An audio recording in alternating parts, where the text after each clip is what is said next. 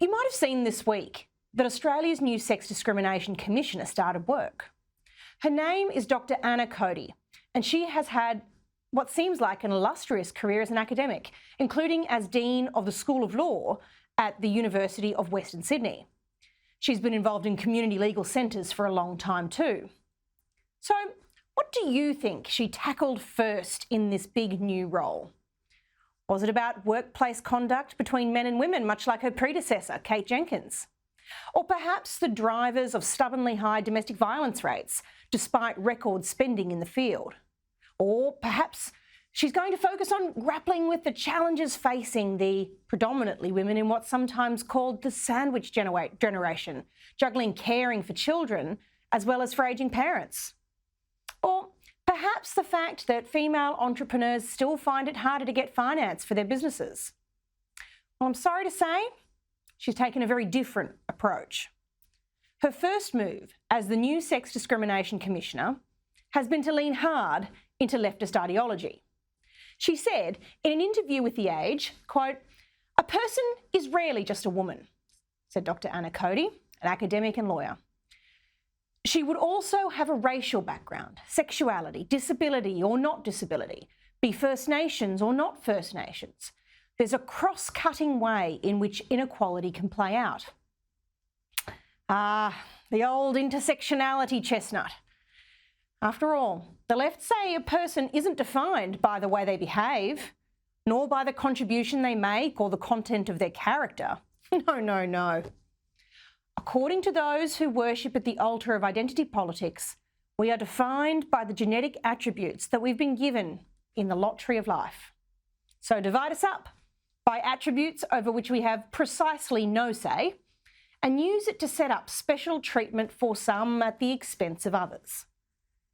It's precisely the opposite of what the suffragettes fought for. As Commissioner Cody told The Age, quote, "The concerns of gay, lesbian, bisexual, transgender, queer and intersex Australians will be a particular focus. It's part of my mandate. It's absolutely a fundamental part of what I do. I think that now is a really good time to focus on these priorities." Close quote. So I'm sorry to say that if you are one of the 12.9 million Australians who are biological women without some other or special claim to additional grievance, it seems you won't be high on Commissioner Cody's list. It seems that, in her focus upon those who identify as something other than their biological sex, she intends to advance the interests of this minuscule number of people at the expense of 51% of the population.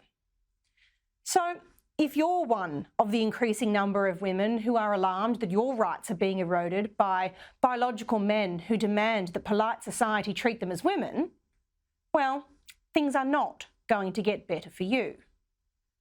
Of course, we should always be compassionate to those who struggle with gender concerns.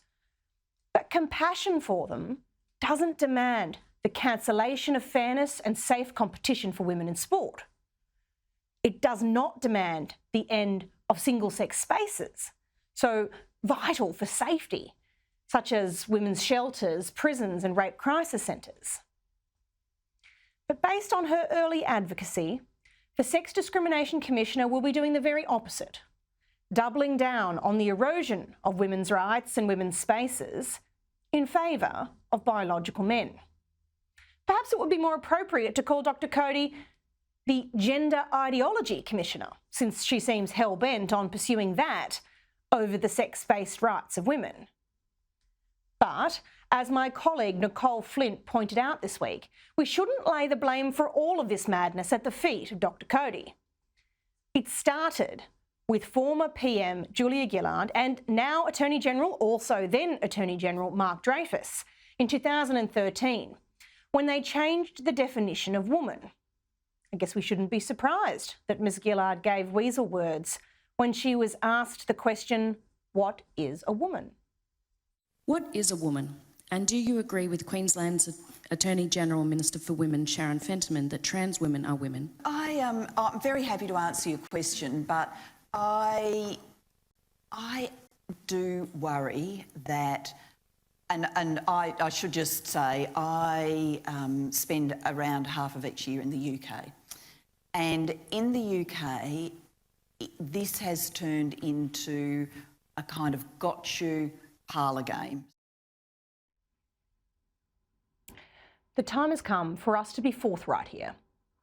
In our desire not to offend people who find it hard to cope with their natural and biological state, we're making our society a lot less safe, less fair place for a little over half the country. Now, that's not because trans people are inherently dangerous. That would be enormously unfair. But rather, it's because the accommodation of the desires of this very small group of people sets up pathways that can and are exploited by biologically male predators who present a danger to women on the basis of their biology. And if that sounds far-fetched, you need only look to the cases of female prisoners becoming the victims of sexual assault by biologically male prisoners who have identified as women and use that identity to gain ready access to their preferred targets. Similarly, the protection of women's sport for women isn't about excluding biological men who identify as female. Go ahead and set up a transgender league or a mixed sex league if you want. But there will be sports where the different muscle density, hormonal composition, bone strength and body structure will make a real difference to fair competition and the risk of injury. And it is wrong to force that risk onto women. The fact that our nation's Sex Discrimination Commissioner doesn't see this as a priority is disturbing. When it comes down to it, Commissioner Cody's early work indicates she is more interested in advancing the rights of biological men at the expense of the safety and fairness for women and girls.